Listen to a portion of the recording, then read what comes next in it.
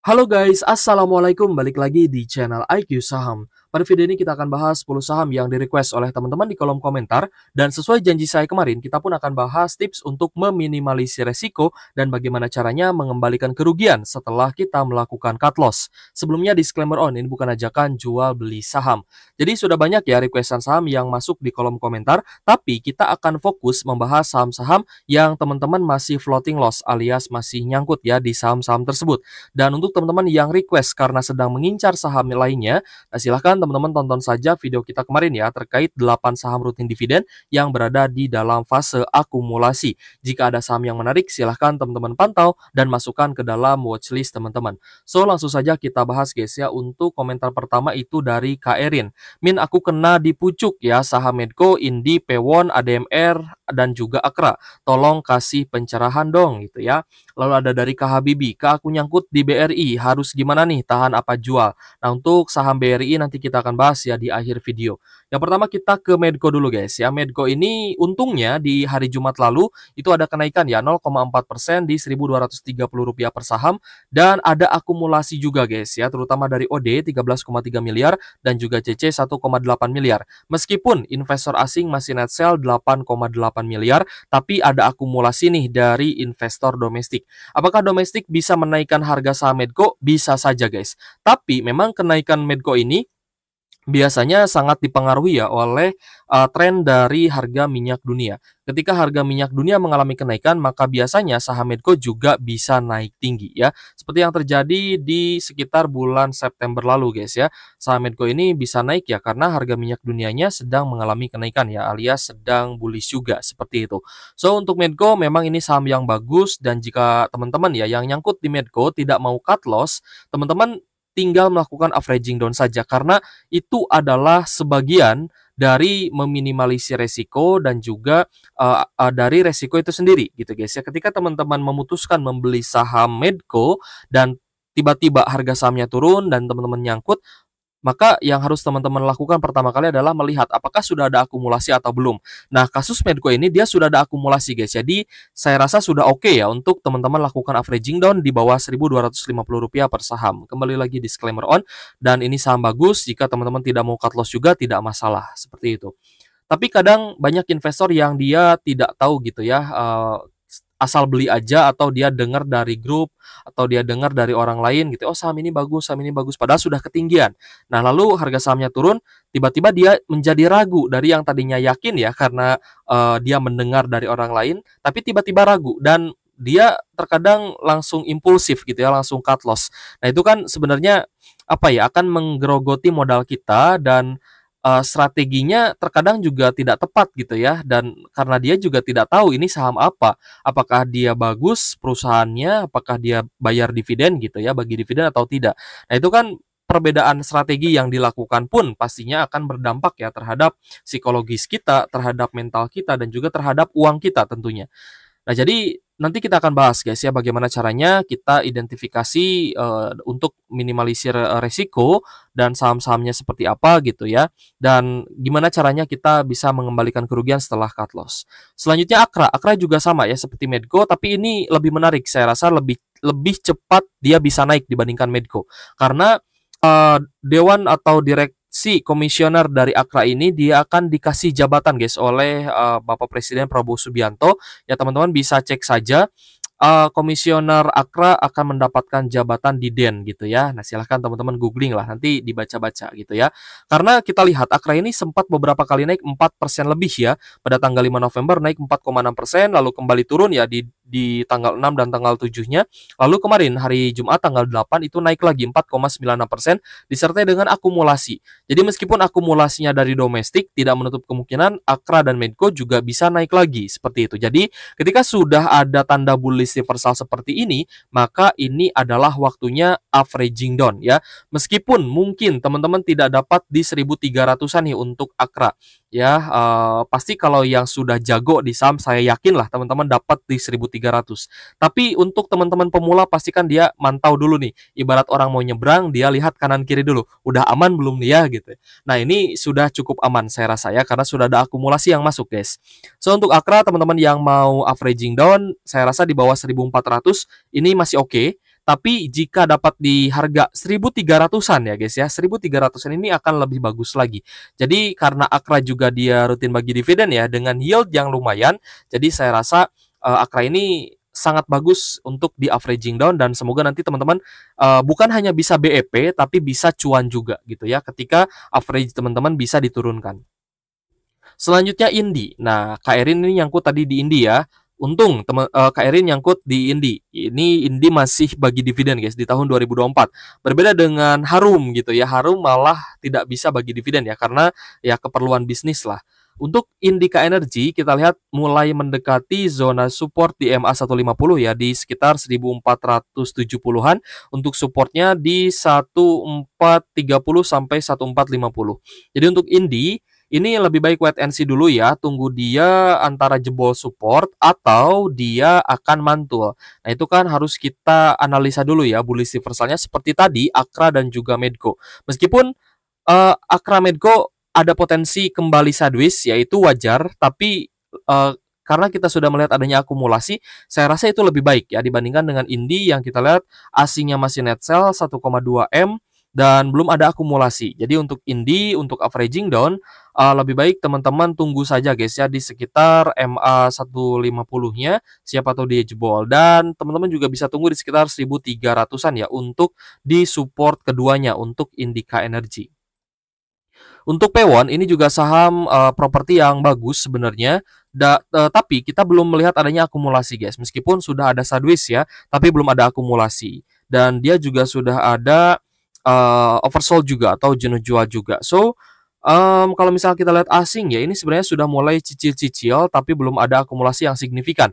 Jadi untuk teman-teman yang mungkin mau masuk di Pewon ataupun averaging down, ini saya rasa sudah lumayan oke. Tapi kembali lagi ya, gunakan saja metode DCA atau cicil beli saja, pelan-pelan aja guys. Tapi kita melihat ada BK dan juga YU yang akumulasi ya, masing-masing 1,4 miliaran. So, apakah ini layak untuk di hold, untuk di invest jangka panjang? Pewon perusahaan bagus, saya rasa. Jadi, ini tidak ada salahnya teman-teman melakukan averaging down di Pewon dan silakan lanjut di hold ya. Meskipun dividen dari Pewon, misalkan dari Medco, itu tidak terlalu besar gitu guys.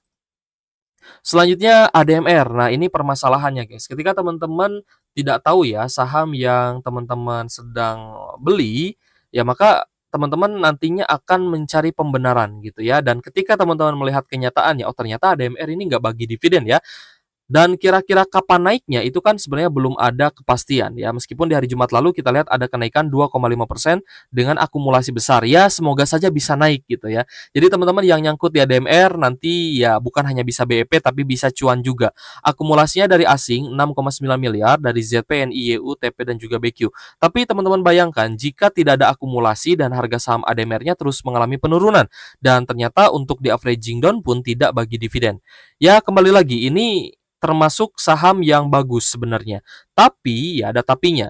Dia belum bisa bagi dividen dan untuk smelter aluminium ADMR ini baru akan bisa running ataupun bisa profit ya, bisa bekerja itu nanti di akhir 2025. Jadi masih 1 tahunan lagi ya guys. 1 tahun lebih lah untuk prosesnya. So untuk ADMR kalau misalnya teman-teman tidak mau cut loss ya dibiarkan saja. Semoga mengalami kenaikan ya karena sudah ada akumulasi juga dan naik kemarin di hari Jumat 2,5% dan juga sudah oversold ya. Semoga teman-teman bisa cuan juga nih di ADMR. Tapi usahakan teman-teman kalau misalkan mau swing sekalipun itu masuk aja di saham yang rutin dividen. Selanjutnya ada juga pertanyaan guys ya dari Pinpin. Ini yang mungkin akan saya jawab langsung ya. Mohon saran gimana ini ITMG masih minus 30%. Emang tahun depan kalau terima dividen lagi sudah balik modal. Jadi bocuan aja. Nah terkadang kita pun kalau dari sisi dividen trap ya seharusnya 2 kali pembagian dividen seharusnya cuan. Gitu guys ya. Seharusnya cuan kalau misalkan hanya terkena dividen trap.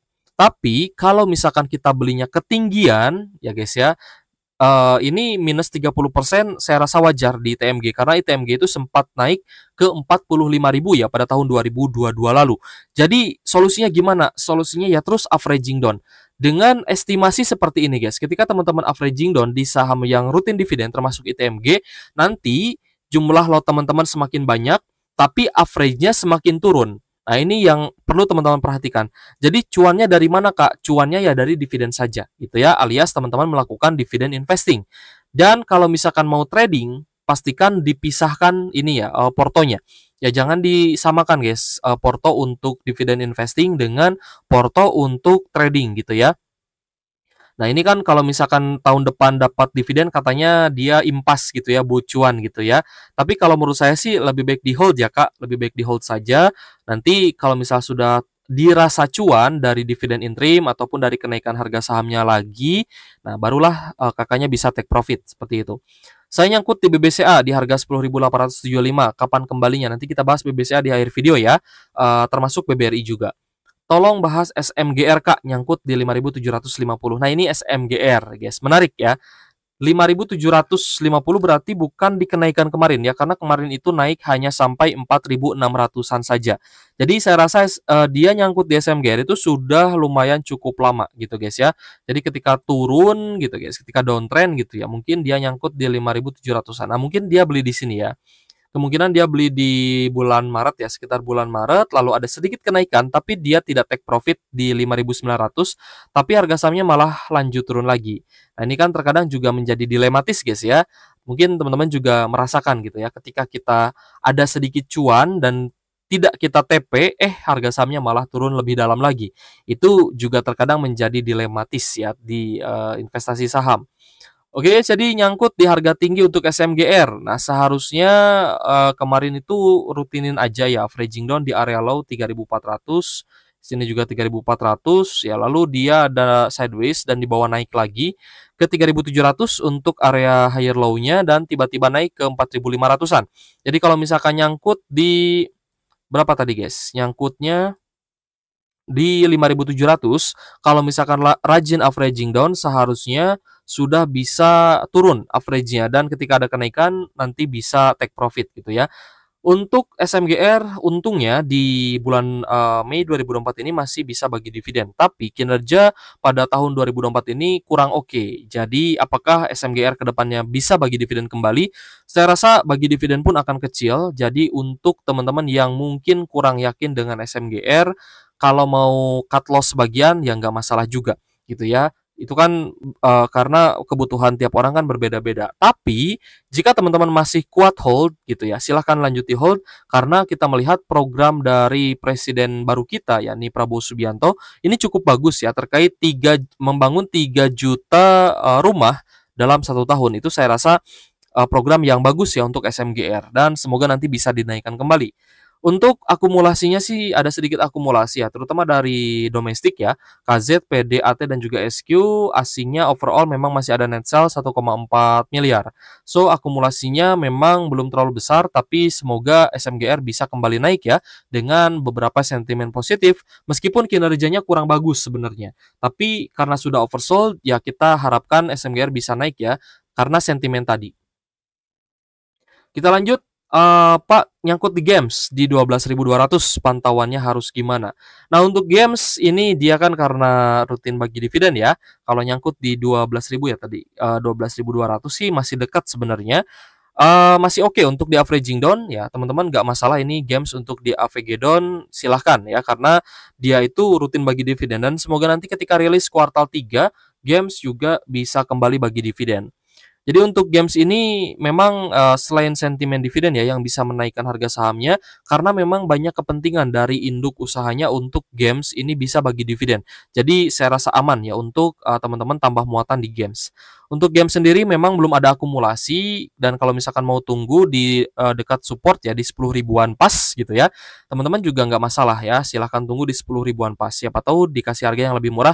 Tapi di 2 hari terakhir kita lihat cukup sideways dengan normal distribusi ya. Jadi masih ada distribusi, sedangkan asingnya mulai akum nih. Ya meskipun kecil hanya 294 jutaan saja. So untuk games ini saham yang bagus, silahkan lanjut di hold dan lanjut dapat dividen. Lalu tadi juga ada yang ini ya, bertanya ya, bahas CTRA Bang sama BNLI nyangkut di atas. Untuk CTRA kurang lebih sama ya dengan Pewon, saham properti yang saya rasa cukup bagus. Tinggal nanti ke depannya bagaimana saham-saham properti ini bisa naik lagi atau bisa mantul lagi. Nah, tinggal kita cari aja tanda bullish reversalnya, dan ketika sudah ada tanda-tanda bullish reversal, kita tambah muatan dengan jumlah yang besar juga saya rasa tidak masalah.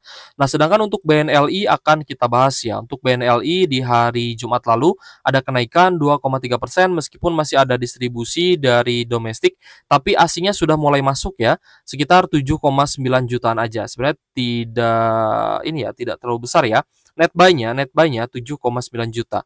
Tapi akumulasinya bagus itu dari CP, YUBQ dan beberapa investor retail ya. Meskipun investor retailnya tidak terlalu mendominasi dan banyak juga yang take profit, entah mereka take profit atau cut loss ya, ada XC, lalu YP, GR, CC gitu ya, dan juga PD.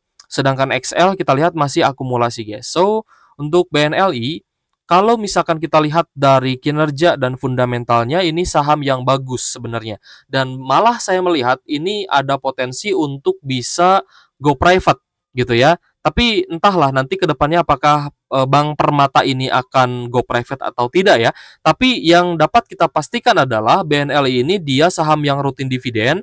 Ya meskipun dividennya kecil guys, tapi oke lah. Yang penting dia rutin bagi dividen karena ketika labanya naik ya di tahun 2024 ini ada potensi BNLI juga bisa saja bagi dividen.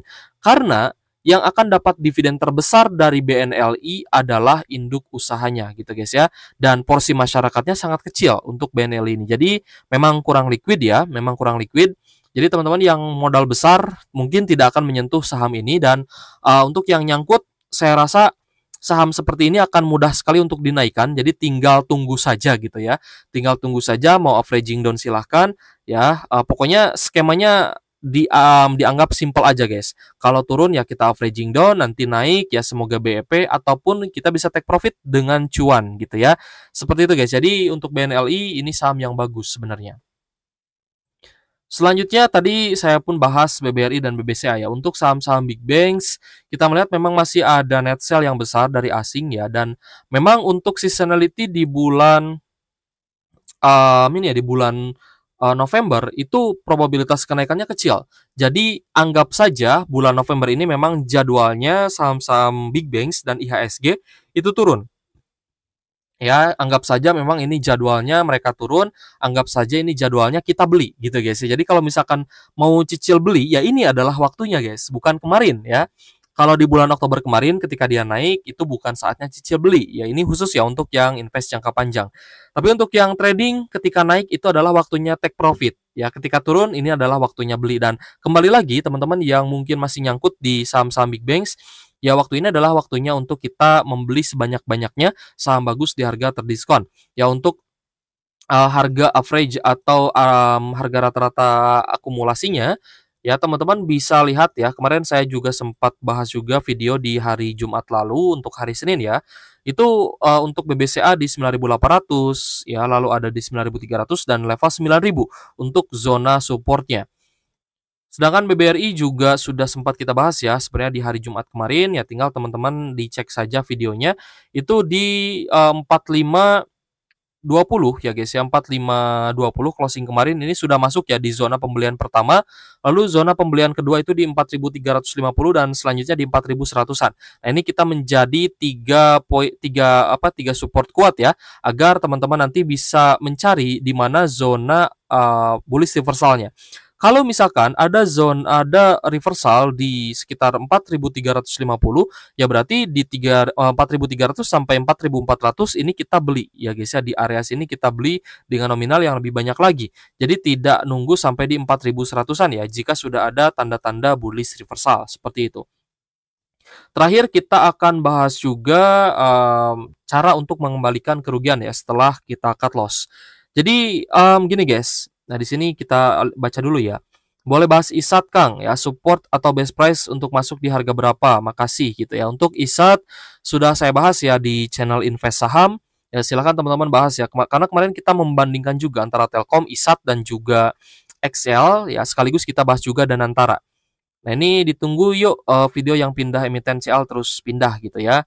Lalu ada juga yang bukan request ini ya, dia pernyataan ya, Pegas, Elsa, Telkom, BJBR oke dividennya ya. kalau misalkan oke dan mau lanjut di hold ya silahkan gitu ya, karena memang saham-saham ini rutin dividen dan ada target ya dividen dari Kementerian BUMN untuk perusahaan-perusahaan BUMN membagikan dividen yang jauh lebih besar.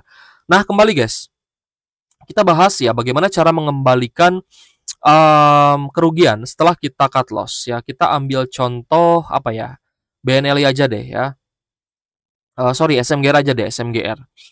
Jadi gini guys, untuk meminimalisir resiko kerugian, teman-teman harus tahu dulu nih, teman-teman itu tipe investor seperti apa, teman-teman itu tipe trader seperti apa. Nah, kalau misalkan teman-teman ini moderate ya guys ya, maksudnya moderate itu ya bisa pantau tapi memang tidak bisa full gitu ya, karena masih bekerja, tapi pekerjaannya agak santai. Misalkan teman-teman buka toko, teman-teman buka warung ya, atau wirausaha gitu kan. Itu kan teman-teman bebas ya, kapanpun mau lihat HP bebas gitu kan. Tapi terkadang sibuk gitu ya. Nah, itu biasanya teman-teman yang melakukan swing trading. Pelajari metodenya dan pisahkan antara portfolio investasi dengan portfolio swing trading ya, atau trading apapun gitu ya jenisnya, itu harus dipisahkan agar teman-teman tidak terlalu sering melihat portfolio investasi, tapi teman-teman sering lihatnya portfolio untuk swing trading. Ya, dan pastinya sahamnya pun akan berbeda gitu ya. Tapi ketika teman-teman merasa ada saham bagus untuk investasi di akun tradingnya, maka teman-teman akan membeli saham itu di harga bawah. Ya, saham bagus di harga bawah akan teman-teman beli, dan akan teman-teman simpan gitu. Jadi buy and hold aja kalau untuk invest jangka panjang. Sedangkan untuk swing trading tentunya teman-teman kan akan pantau terus bagaimana perkembangannya, apakah ada naik, ini naiknya baru 4%, apakah saya tunggu atau lebih baik saya cut loss aja atau lebih baik BEP atau bagaimana. Itu kan juga sebenarnya harus diminimalisir resikonya seperti itu ya, portfolionya harus dipisah. Lalu ketika teman-teman sudah tahu teman-teman itu tipe investor atau trader seperti apa. Jika teman-teman sibuk, berarti kan tidak bisa trading gitu ya. Ya sudah, pilihannya adalah value investing atau dividend investing. Kalau value investing, teman-teman cari saham murah berdasarkan value-nya atau saham-saham yang sedang di bottom, ya, bottom fishing seperti itu. Tapi jika teman-teman dividend investing, berarti titik beratnya adalah saham mana nih yang bagi dividen lebih besar gitu ya dibandingkan dengan saham lain. Maka itulah yang akan saya cicil beli. Maka itulah yang akan saya beli terus-menerus, akan saya tambah lotnya sampai nanti saya bisa menikmati hasilnya dari dividen. Nah, selanjutnya ada juga teman-teman yang dia memang meniatkan untuk trading ya. Sekali lagi pisahkan portonya antara investing dan juga trading. Tapi jika teman-teman ingin belajar trading, saran saya teman-teman pelajari satu persatu metode ya, pelajari satu persatu metode sampai teman-teman menemukan metode mana yang cocok ya dengan stylenya teman-teman.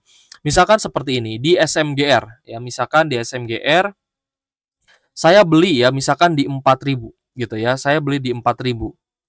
Nah, otomatis ketika saya beli di 4.000 untuk SMGR, saya pernah cuan sampai di 4.500 gitu ya. Kita coba lihat guys ya, 4.500. Nah, ini kan sudah naik ya, sudah naik sekitar 12% gitu ya. Tapi target saya 15%. Ternyata di bawah turun guys ya. 4 hari berturut-turut dia merah. Ya, 4 hari berturut-turut dia merah. Nah, ketika kita melakukan metode trend following seperti ini kan trend following ya, mengikuti saham yang sedang naik dengan tren yang sedang naik ya, atau tren yang sedang uptrend seperti ini dinamakan trend following. Tapi ketika sudah ada 3 hari penurunan seperti ini, maka profit teman-teman ini akan menyusut dari 12% menjadi 5%. Sayang banget nih, kemarin udah cuan 12%, turun cuannya jadi 5%. Tiba-tiba naik lagi gitu ya ke 4.300, cuan lagi 7%. Nah, terkadang di sini tuh ada bias. Biasnya seperti apa? Biasnya itu teman-teman mengharapkan profit yang sama dengan kemarin. Kemarin saya udah profit nih 12%, ini tinggal 7%, ini bisa nih naik lagi nih. Tapi tiba-tiba dia turun. Tanpa teman-teman batasi resiko untuk take profit ataupun stop loss, maka teman-teman akan dibawa minus atau nyangkut 10,9%. Kalau sahamnya dia dividennya besar sih nggak masalah gitu ya. Tapi SMGR ini kan kinerjanya kurang bagus ya di tahun 2024 ini. Ya belum bagus lah karena programnya kan baru ini ya, menjabat juga ya presiden kita ya. Jadi programnya sangat baru lah dan belum dijalankan juga gitu ya. Ini kan baru akan dijalankan. Nah, jadi bias seperti ini yang akan menghalangi teman-teman untuk bisa memutarkan uang dengan metode baik itu swing trade ataupun trend following. Nah, seharusnya yang harus teman-teman lakukan itu yang pertama, ketika teman-teman gagal cuan 12%, maka ketika turun dan dibawa naik lagi, ini seharusnya teman-teman take profit. Alasannya kenapa, Kak? Ini kan baru 7% ya. Saya kemarin udah 12%. Yang pertama adalah teman-teman harus bisa ini ya, harus bisa mengakui bahwa saya telat take profit. Maka di 7% saya harus take profit gitu ya. Either dia nanti naik lagi pun ya udah biarin gitu ya, atau mungkin teman-teman mau masuk lagi itu gak masalah. Tapi ketika teman-teman membatasi resiko, maka seharusnya lebih baik cuan 7% dibandingkan teman-teman minus 10%. Nah, teman-teman harus pakai teori seperti itu ya jika memang trading. Lebih baik cuan 7% dibandingkan teman-teman minus 10%. Karena kalau minus, teman-teman kan akan kesulitan ya untuk memutarkan uangnya kembali. Lalu gimana, Kak, kalau misalkan ada orang yang dia minus 10% ya di SMGR, gagal cuan gitu ya. Gagal cuan SMGR, lalu dia minus 10%, tiba-tiba dia cut loss. Ya, jadi dia rugi nih 10% nih dari uangnya. Nah, ini kan beda-beda ya. Ada yang dia minus 10% itu dari 1 juta. Ada yang dia minus 10% dari 100 juta. Nah, kalau misalkan minus 10% dari 100 juta berarti dia rugi 10 juta. Tapi kalau misalkan dia minus 10% hanya dari 1 juta berarti dia hanya minus 100.000 saja. Terkadang damage-nya berbeda juga. Saya cuma minus 100.000, nggak masalah lah, besok bisa cari lagi kan gitu. Tapi jika teman-teman misalkan gajinya UMR gitu ya, gajinya 5 juta sebulan, tiba-tiba harus cut loss atau terlanjur cut loss 10 juta ya karena uang teman-teman 100 juta itu tadi, ya maka itu akan berdamage gitu ya, akan apa ya, ibaratnya akan terasa ya, nyeseknya itu bakal terasa. Nah, bagaimana caranya kita mengembalikan kerugian?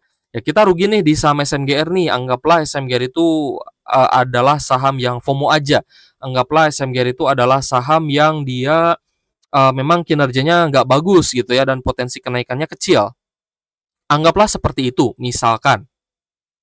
Tapi kalau misal teman-teman mau hold ya dengan conviction ya nggak masalah juga.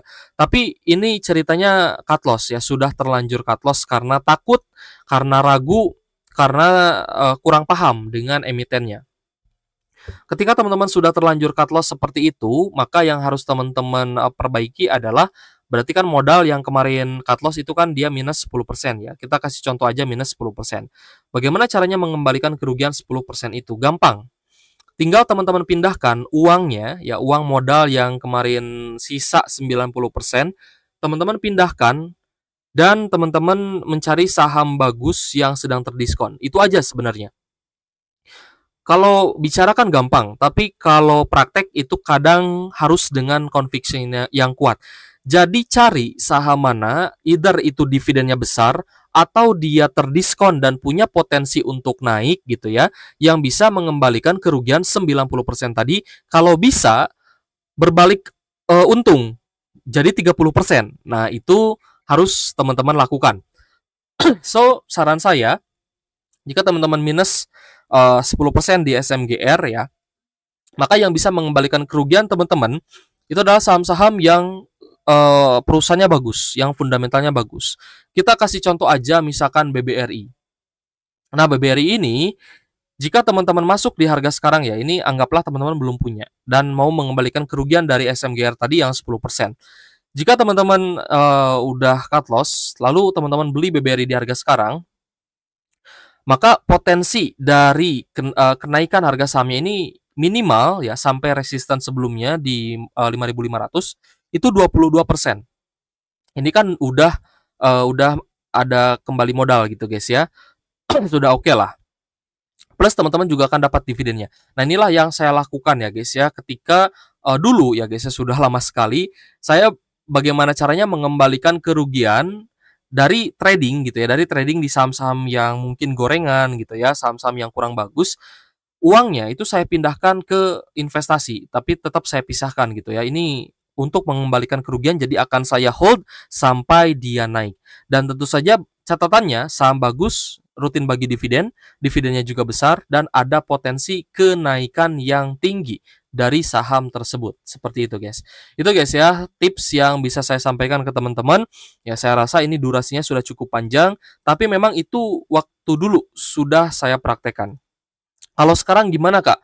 Kalau sekarang ya saya lebih santai sebenarnya karena yang saya pegang di di portfolio investasi ya, itu saham-saham bagus.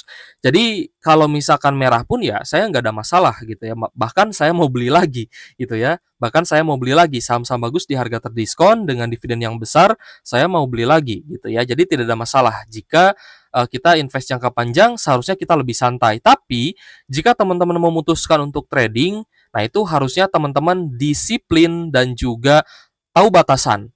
Kalau misalkan sudah dikasih cuan, ya nggak ada salahnya teman-teman TP. Mau TP sebagian boleh, mau TP setengah boleh, mau ambil modal sisakan profit juga boleh gitu guys ya. Yang penting teman-teman tahu resiko, tahu batasan, tahu target ya. Karena tidak semua orang itu dia benar-benar trend following. Kadang dia itu ya FOMO aja gitu ya. Dia FOMO, ya udah dia mau naik mau turun ya udah saya biarin gitu. Itu saya rasa FOMO gitu ya. Berharap naik tapi tidak ada backup plan untuk stop loss gitu ya. Tidak ada backup plan untuk meminimalisir resiko. Saya rasa itu hanya FOMO saja. Tapi jika teman-teman benar-benar trend following, cuan 5%, cuan 10%, atau cuan sedikit pun akan teman-teman ambil. Kenapa? Karena harga sahamnya memang sudah naik gitu ya. Trend following itu kan ketika harga sahamnya sudah naik gitu ya, dia sudah trend up gitu ya, sudah naik, ya maka teman-teman masuk di sana dengan berharap harga sahamnya lanjut naik. Tapi ketika turun, disitulah saatnya teman-teman membatasi resiko.